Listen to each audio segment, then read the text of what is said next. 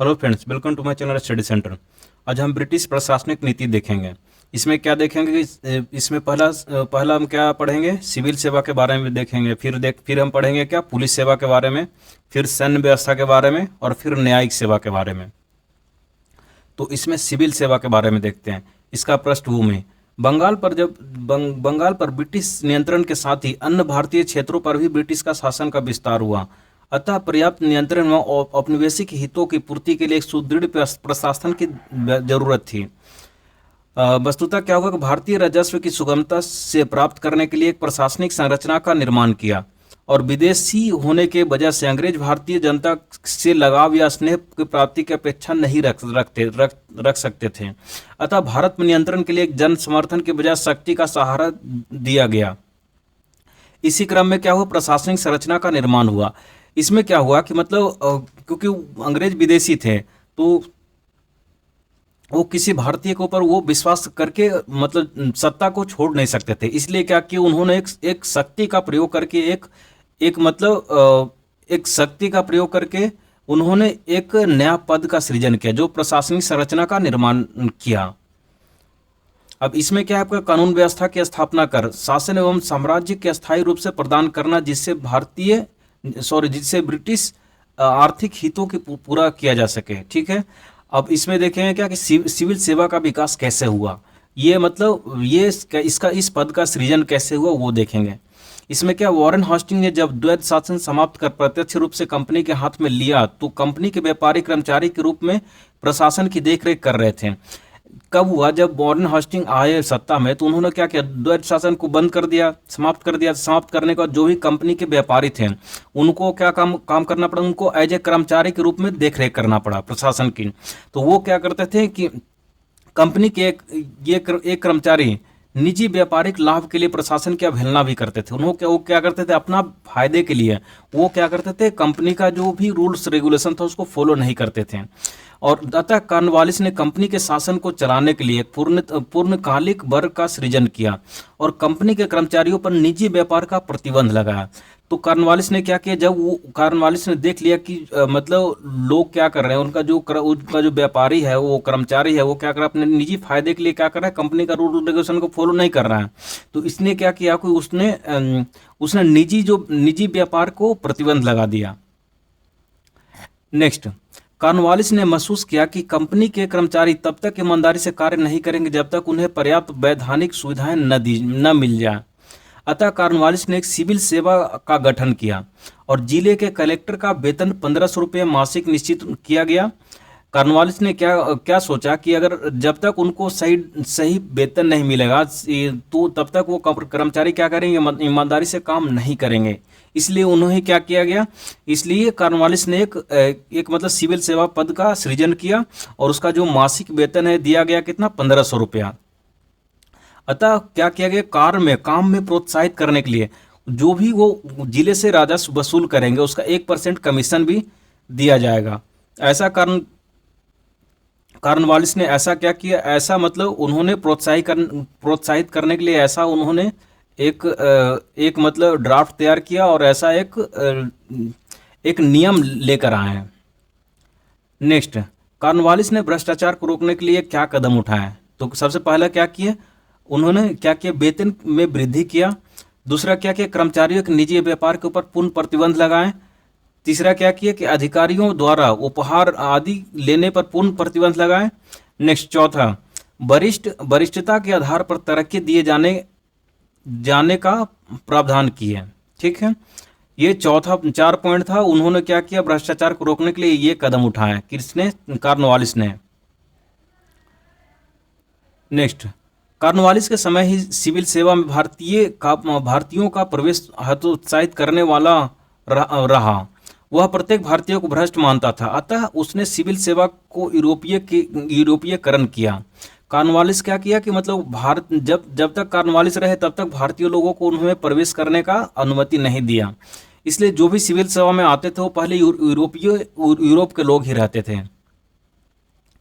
Next, civil सेवकों को प्रशिक्षण देने के लिए लॉर्ड वेलेस्ली ने 1800 ईस्वी में फोर्ट विलियम कॉलेज की स्थापना की। तो 1800 में फोर्ट विलियम कॉलेज का स्थापना किया, कौन किया, लॉर्ड वेलेस्ली ने किया। स्थापना की। आगे चलकर लंदन के प्रशिक्षण के लिए हैलीबरी कॉलेज का स्थापना की गई और यहाँ से प्रशिक्षित होकर अधिकारी भारत आते थे। ठीक है, इसके बाद क्या लंदन में कहाँ कौन सा कॉलेज खोला गया? हैलीबरी कॉलेज की स्थापना किया गया। किसको? मतलब जो भी सिविल सेवा में चयनित होंगे उनको प्रशिक्षण देने के लिए लंदन जाना पड़ेगा, वहाँ से वो शिक्षा लेकर आएंगे, फिर वो क्या करेंगे? भारत के ऊपर शासन करेंगे। नेक्स्ट, 1833 के अधिनियम के धारा 87 के अनुसार पहली बार नागरिक सेवा के लिए योग्यता को आधार माना गया। अतः 1853 के अधिनियम में सिविल सेवा के लिए प्रतियोगिता परीक्षा शुरू करने की बात कही गई और 1855 में डलहौजी के काल में सर्वप्रथम परीक्षा इंग्लैंड में हुई। सर्वप्रथम परीक्षा कब हुआ? इंग्लैंड में हुआ। किसके कार्यकाल में? डलहौजी के कार्यकाल में। सिविल सेवा में चयनित होने वाले प्रथम भारतीय कौन थे? सत्येंद्रनाथ टैगोर थे। तो यहाँ से क्वेश्चन क्या बनेगा कि सिविल सेवा में चयनित होने के लिए प्रथम भारतीय कौन से थे? सत्येंद्रनाथ टैगोर थे। नेक्स्ट, लॉर्ड लिटन के काल में भारतीयों को सिविल सेवा से बाहर करने के लिए अधिनियम उम्र सीमा को 19 वर्ष कर दिया गया। कब किया गया? कि भारतीयों को मतलब भारतीय लोग सिलेक्ट नहीं हो, इसलिए क्या किया गया? उम्र को कम कर दिया गया। इन सिविल सेवाओं को अनुबंध सिविल सेवा भी कहते थे। ठीक है, जिसका तात्पर्य था कि अधिकारी ब्रिटिश सेवा के लिए अनुबंधित कर दिए जाते थे। लिटन ने वैधानिक सेवा का योजना को प्रस्तुत के अनुसार प्रशासन का एक 1/6 भाग अनुबंध पद एवं उच्च कुल के भारतीयों के से भरे जाने थे, किंतु योजना क्या असफल रही। मतलब वो लिटन क्या चाहते थे कि ज़्यादा से ज़्यादा लोग क्या हो, मतलब यूरोपीय रहे, ब्रिटिश लोग रहे इसमें। अतः 1919 के अधिनियम के तहत एक लोक सेवा आयोग का गठित करने की बात कही और फिर 1922 में भारत व लंदन के साथ साथ परीक्षा आयोजित की गई। तो भारत और लंदन दोनों जगह एक साथ परीक्षा कब से स्टार्ट हुआ? ये 1922 से स्टार्ट हुआ। अब क्या देखेंगे हम? इसका मूल्यांकन। ब्रिटिश शासन के लिए सिविल सेवा अत्यंत कुशल सिद्ध हुई। ठीक है, नीति निर्माण में इनकी भागीदारी रही और ईमानदारी, कठिन परिश्रम एवं स्वतंत्रता पूर्वक कार्य करने की परंपरा का इनमें विकास हुआ।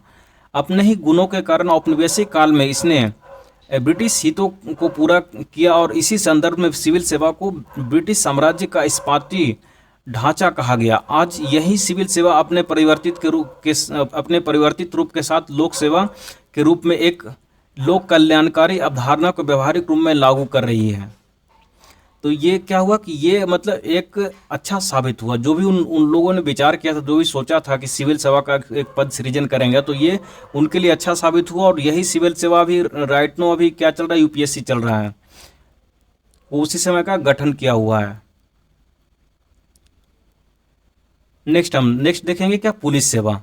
पुलिस सेवा क्या? कॉर्नवालिस भारतीय पुलिस सेवा का भी जनक माना जाता है। कॉर्नवालिस को क्या मानते हैं? मतलब भारतीय पुलिस सेवा का भी जनक मानते हैं। और इसने जिले में पुलिस अधीक्षक की नियुक्ति की और उसे अपने पुलिस चौकियों को बांटकर दरोगा की नियुक्ति की।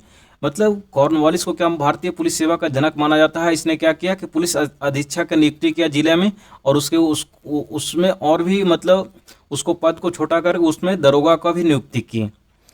नेक्स्ट, 1860 में पुलिस आयोग की सिफारिश से भारतीय पुलिस अधिनियम 1861 बना और जिसके अंतर्गत कहा गया कि पुलिस निदेशक पूरे प्रांत का और पूरे पुलिस विभाग का प्रमुख होगा। इसमें क्या कहा गया कि 1860 में क्या बना? एक पुलिस अधिनियम 1860 बना। इसमें जिसके अंतर्गत क्या कहा गया कि पुलिस निर्देशक पूरे प्रांत का पूरे पुलिस विभाग का क्या होगा? प्रमुख होगा। पुलिस को असीमित अधिकार दे दिए गए जिसमें आशंका के आधार पर किसी को गिरफ्तार करना भी शामिल था। पुलिस को क्या किया गया कि पूरा अधिकार दिया गया। मतलब सिर्फ किसी को आशंका है तो उसके आधार पे भी उसको मतलब वो किसी को भी गिरफ्तार कर सकता था, ऐसा छूट दिया गया। नेक्स्ट, कर्जन के काल में 1902 में फ्रेजर की अध्यक्षता में एक पुलिस आयोग का गठन हुआ जिसके सिफारिश पर गुप्तचर व्यवस्था का शुरुआत हुई। नेक्स्ट देखेंगे हम सैन्य व्यवस्था। भारतीय सेना का जनक मेजर स्ट्रिंजर लॉरेंस को माना जाता है। इन्होंने 1748 को मद्रास में भारतीय सैनिकों की एक छोटी टुकड़ी गठन किया। तो भारत सैन्य व्यवस्था का जनक किसको माना जाता है, तो किसको, मेजर स्ट्रिंजर और लॉरेंस को माना जाता है। इसने क्या किया, 1748 को मद्रास में भारतीय सैनिकों की एक छोटी टुकड़ी गठन किया। अब सैन्य संगठन का उद्देश्य, इसका उद्देश्य क्या था, भारतीय शक्तियों को जीतना। इसका उद्देश्य क्या था, मतलब भारतीय शक्तियों को जीतना। दूसरा क्या है आपका, आंतरिक विद्रोह के खतरे से ब्रिटिश राज्य की सुरक्षा करना। नेक्स्ट तीसरा क्या है आपका, वैश्विक साम्राज्य की सुरक्षा करना।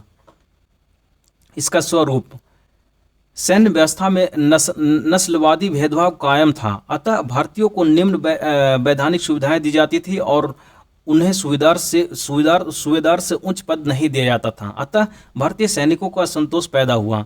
इसमें क्या हुआ कि मतलब भारतीयों के साथ भेदभाव होता था, नस्लवादी होता था, उनको जो सुविधाएं देना चाहिए था वो सुविधाएं उनको नहीं मिलता था। इसलिए उन्होंने क्या किया कि मतलब जो भारतीय लोग हैं वो सूबेदार से उच्च पद प्राप्त नहीं कर सकते थे। इसलिए भारतीय सैनिकों में क्या हुआ, एक असंतोष पैदा हुआ कि हम लोग मतलब कुछ भी कर ले, हम लोग ऊंचे पद पे नहीं पहुंच सकते हैं। नेक्स्ट 1857 के विद्रोह के बाद भारतीय सैनिकों की संख्या को यूरोपीय सैनिकों से संतुलित करने की कोशिश की गई और इसी क्रम में बंगाल की सेना में भारतीय एवं ब्रिटिश का अनुपात 2:1 रखा गया और तथा बॉम्बे और मद्रास में 5:1 रखा गया और तोपखाना पूर्णतः यूरोपियों के अधीन में रखा गया। क्या हुआ, 1857 में जब विद्रोह हुआ, जिसको स्वतंत्रता संग्राम का विद्रोह भी कहते हैं, उसमें क्या हुआ कि जो भारतीय सैनिकों और यूरोपीय सैनिकों के बीच में जो व्यवस्थाएं की गैप थी उसको कोशिश किया गया बराबर करने का, कोशिश किया गया दोनों की सुविधाएं को सेम रखने के लिए। तो इसी क्रम में क्या किया गया कि जो बंगाल की सेना थी उसको मतलब दोनों का मतलब अगर मान लीजिए अगर 2 भारतीय रहेगा तो एक क्या रहेगा, एक ब्रिटिश सैनिक रहेगा, ऐसा रखा गया। 2:1 का रेशियो में रखा गया और मद्रास में क्या रखेगा, 5:1 का रेशियो में रखा गया। और तोपखाना पे क्या हुआ कि जितना भी यूरोपीय सैनिक थे वही लोग तोपखाना उन्हीं के अंडर में रहेगा। नेक्स्ट, सेना को आपस में विभाजित कर रहे उन्हें नियंत्रित करने का प्रयास शुरू हुआ और इसी क्रम में जातीय एवं क्षेत्र के आधार पर सैन्य टुकड़ी का निर्माण हुआ। इसी कारण क्या हुआ, जो भी हम लोग का भेदभाव था उसको नियंत्रित करने के प्रयास से क्या हुआ, इसी क्रम में जातीय क्षेत्र के आधार पर सैन्य टुकड़ी का निर्माण हुआ। नेक्स्ट, समीक्षा या मूल्यांकन। अंग्रेजों ने एक ऐसी सेना तैयार की जिसमें बहुसंख्यक भारतीय थे, फिर भी अंग्रेजों ने भारत विजय की और लंबे समय तक शासन किया। इस कारण यह था कि आधुनिक राष्ट्रीयता की अवधारणा का विकास नहीं हुआ और किसी सैनिक ने यह नहीं सोचा कि वह कंपनी की सेवा कर भारत विरोधी कार्य कर रहा है। साथ ही भारतीय सैनिक अपने वेतन के बदले कर्तव्य एवं वफादारी का पालन कर रहे थे। मतलब अंग्रेजों ने एक ऐसा व्यवस्था स्टार्ट किया जो वो चाहते थे। तो उन्होंने एक बड़ी सेना तैयार की, भारतीय सेना, जो मतलब मूल रूप से भारतीय थे, लेकिन तब भी वो अंग्रेजों के खिलाफ कभी भी विद्रोह नहीं किए। क्यों, लेकिन और वो कंपनी के लिए वफादारी के साथ और कर्तव्य के साथ काम करते रहे। एक ऐसा सेना तैयार किया जिसका वो अंग्रेजों ने पहले से एक दूरदृष्टि से सोचे थे। उसमें वो सफल हुए और उन्होंने क्या किया कि हम मतलब भारतीय लोगों का यूज करके भारत पे ही विजय प्राप्त किया। तो thanks for watching. Next video में हम देखेंगे न्यायिक व्यवस्था देखेंगे नेक्स्ट वीडियो में। तो please like, subscribe and share.